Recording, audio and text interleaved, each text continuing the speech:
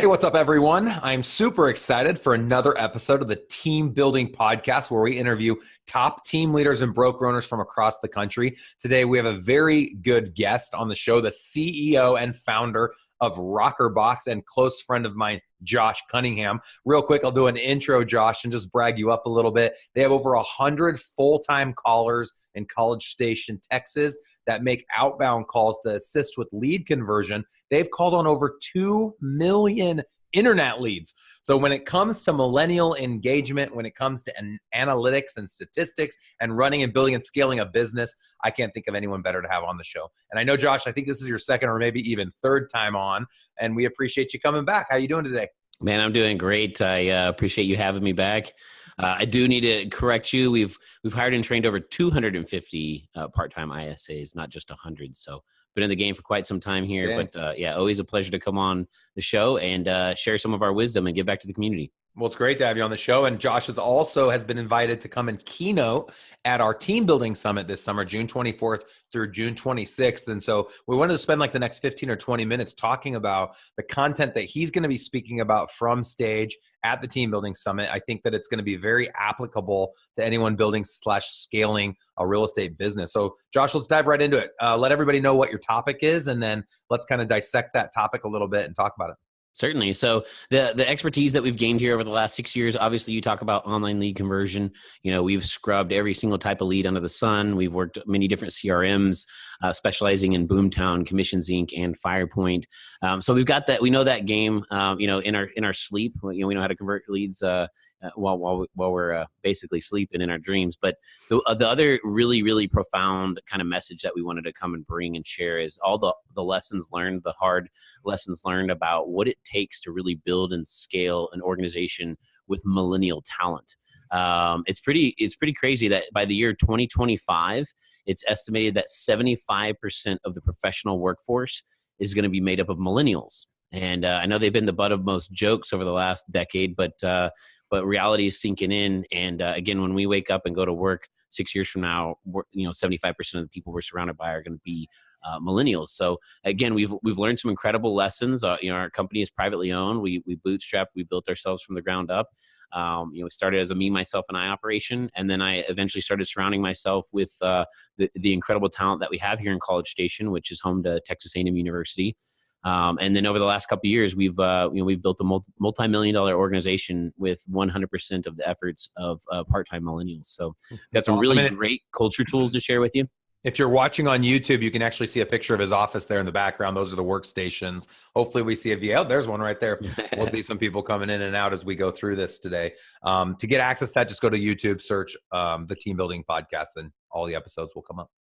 Yep, exactly. So as I was getting at, we've got some really cool culture tools that we've developed here within our office that, again, everybody knows that the work that we do is not the most exciting in the world. People are just searching for homes on the internet, and there you are to greet them to a website. 90% of the people are kind of a waste of time. That's why we call ourselves rokrbox, is we got to sift through all the dirt and the sand to get those little flakes of gold. But our secret sauce is really some of the culture tools that we've developed to make the work fun and meaningful and fruitful, and really to really kind of bet on the turnover in the position. Because again, we're in a college town. We know these students come here for a temporary time to invest in themselves and to further their careers. So we're essentially borrowing that talent for the couple of years that they're here in this town. While also giving back to them and allowing them to grow and move forward by giving them tons of real world experience. So they all walk the stage with multiple job offers. We've got incredible retention here as well. But again, want to come and share some of those tools that we've used here that are really effective to bring in the top millennial talent and keep. I love it. And this definitely applies to anyone wanting to build their business and scale out, obviously, but there's lots of millennials out there getting their real estate licenses right now.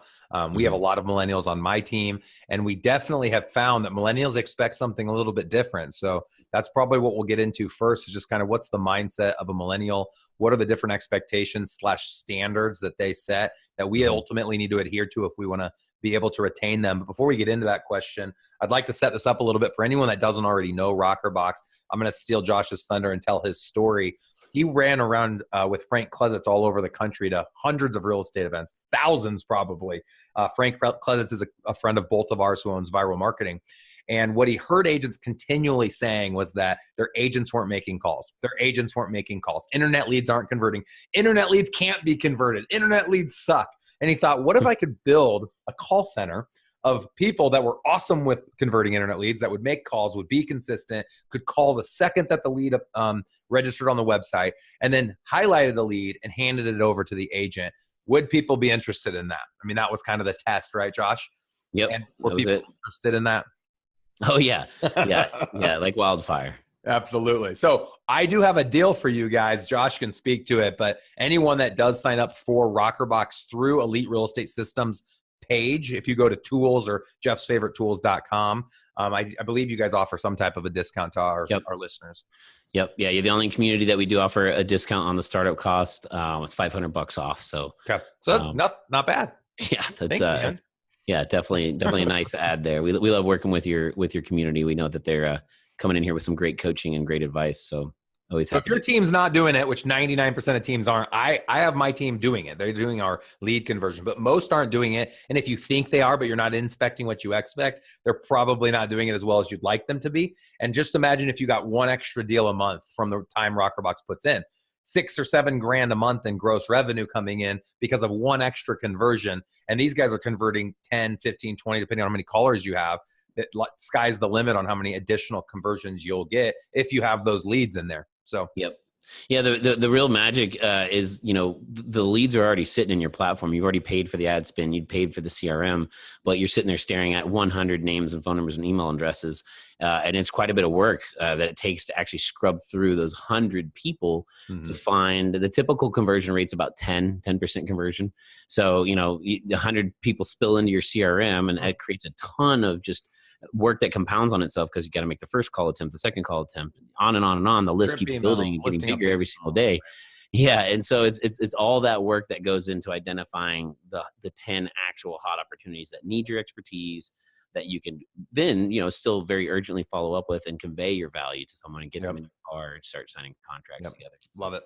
All right. Well, we're done with the sales pitch. I had to help Josh out because he comes on so often as a thought leader in the industry. Appreciate it again, Josh, that you're on the podcast with us today. So let's talk about retaining that millennial. What do they expect? How do we deal with millennials? Because we are the butt of a lot of jokes. Josh, I think you and I are both in the millennial camp. Yep. Millennials don't work hard, which is contrary to both of us. Millennials want to have their dog at the office. Millennials want to give back to the community, which isn't a bad thing. Yeah. They want a fun atmosphere. They don't want to be held responsible to certain, they don't want to be micromanaged. Yep. They want to have a fun culture. They want Hawaiian shirt day on Fridays. Yeah. Yeah. You like that. Yeah, exactly. So tell me what's right about all of those expectations or thoughts about millennials, and where have we missed the mark?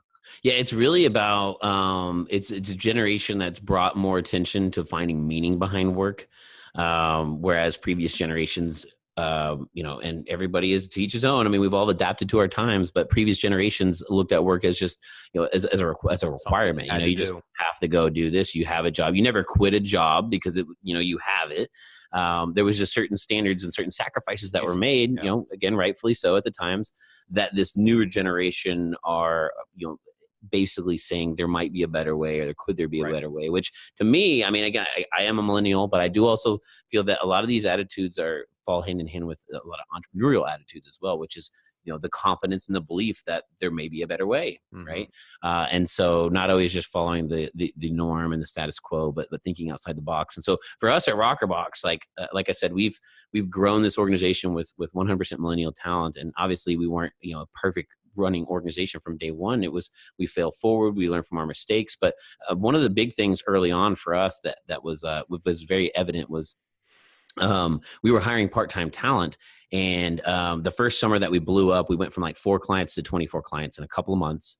And we're just hiring on these warm bodies, and we're throwing them to the phones and training them as fast as we can. And, there's a lot of moving parts, trying to just keep your head above water.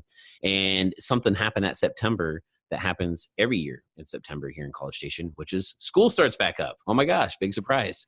So all these students, they loved the office. They loved the competitive environment. They loved all the scripts and the dialogues and the things that they were learning.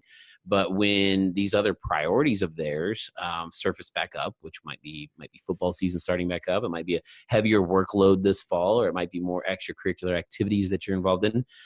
We had like literally half our staff just bailed out. Like they were like, "Hey man, love you, love the business. I've had a great time this summer. I had so much fun. I learned so much, but this other more important thing is going on in my life now." And for me, it was a catastrophe, obviously, because you invest so much into these callers to get them up to speed.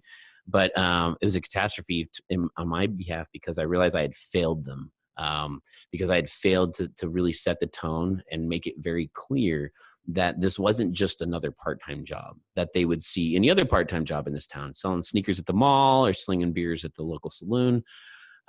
Whenever things get tough, you just quit that part-time job. And then whenever your schedule frees up, you go and get just another part-time job again.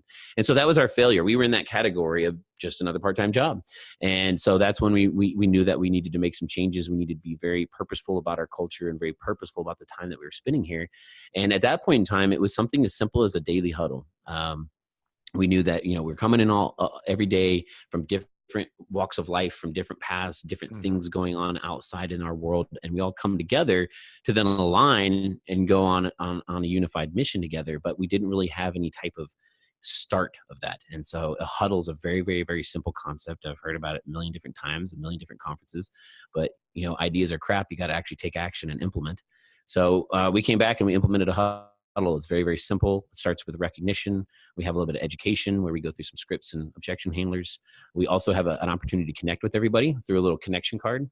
And then the very last piece is motivation, which is us, setting our goals for the shift and being, held accountable by our peers. So something just as simple as that. And I'll dive deeper in my presentation at the Team Building Summit and really spell out what's different. So people listening, as you draw parallels and you're building your real estate team, you think about that agent that just kind of floats around and every 6 months they're on a different team, and their lack of success is always because of the team or the market or the brokerage or the time of the day or the weather outside or whatever the case might be. And the truth is it's their own problems and not facing their own weaknesses and shortcomings. So you have this huddle every single day. What do you think that does for that millennial mindset to look at your organization like it's different than all the other jobs that they've had? It comes back to the giving meaning to the work. Like it's being purposeful and saying, hey, this is who we are. This is what we're going to accomplish today. This is what we're actually going to improve on. Because any professional environment should have you constantly improving yourself day in and day out. So you shouldn't just clock in and clock out and get a paycheck. You should clock in, improve yourself, and clock out as a different person than when you clocked in. So those types of things, just being very clear and communicating that. And obviously there's a little bit of a rhythm to it. You stand in a certain place and there's a whiteboard and there's some structure to it. But by providing that structure and that focus, it gets people in the right mindset. And so it's literally telling every single person, like, what you're doing has purpose. We're going to recognize you for it. We're going to hold you accountable for it. You're going to grow. You're going to become better. And that's what we're going to do. Ready, break. And then we literally have a little break out of the huddle, and then we go crush our 4-hour shift. So it's just something just as simple as that. We do it with our sales team before we prospect. It's just getting everybody in that right mindset to go, hey, we're all unique individuals. We're all humans with different issues in our life. But for the next 4 hours, this is what we're going to do as a team. We're going to accomplish this together, and we're going to help each other out. I think that's a great example. Anyone listening, I've heard a lot of real estate teams across the country taking advantage of huddles, a lot of sales teams across a lot of industries doing a huddle. Just bring your people together, 15, 20 minutes, do a few role plays, get them comfortable, overcoming objections. Dude, we do our recognition is probably similar to yours. We'll ask everyone in the group to volunteer a positive comment about someone else in the group that did something over the last 7 days. Yep. Someone went over and beyond in some way, which makes them feel good. Maybe a joke, and like you said, something educational, little training tidbit. And these don't have to be daily. I mean, our team does it weekly. We have our weekly accountability meeting, which serves as somewhat of a huddle. But if you have an organization where the culture, you have a big group of people that are there every single day, why not have a time defined as, hey, this is our huddle time for anyone that's here. Let's come together for 15 or 20 minutes. Let's go into one more thing from a millennial engagement and retention standpoint. And like we talked about, Josh is going to be keynoting at the Team Building Summit. If you haven't already gone online to buy your ticket, it's the teambuildingsummit.com. Our VIP ticket is $497. Our general admission is $297, but Josh is going to help you today, and we're going to give you the discount code rokrbox for 40% off. So if you put in the code ROKRBOX when you check out of your VIP ticket, you'll actually get VIP for general admission pricing. And I want to know that you came from this podcast episode. So put in rokrbox when you check out. That event's going to run June 24th through the 26th. In conjunction with, we're buying you a VIP ticket. We're also going to buy you a ticket to the College World Series Championship baseball game. Josh and a bunch of his staff will be there. And the thing that I pride myself on when it comes to our summit is that all the keynotes, all the VIP speakers, all of the people that you want to actually see and spend time with aren't just going to be on stage 30 minutes, then you don't see them again like most conferences. We're hanging out with you every evening. We're hanging out with you during lunch. We're hanging out with you at breakfast. We're present the entire time. So Josh will be there. I'll be there. Frank, Brian Charlesworth with Sisu, Gary Boomershine with REI Vault, Maddie Aitchison with Millionaire Mindset and The Rich Life, and then all of our VIP speakers. So you can see everyone that's speaking, the agenda, check out and buy your ticket on Eventbrite, all at theteambuildingsummit.com. All right, Josh, one more rabbit hole to take us down, and then let's make this a wrap. Yep. So another tool I have here, I actually went and pulled this off the wall.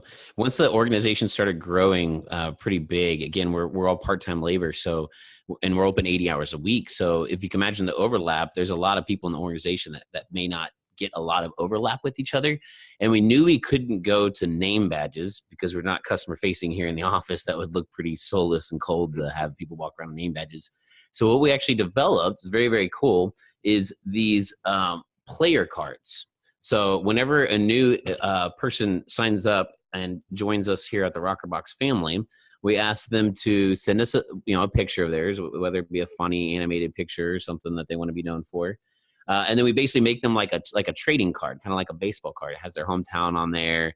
But as you can see here, we've got a couple different, there's some logos and some icons and some things on here that really identify, like this is a Top Gun recognition.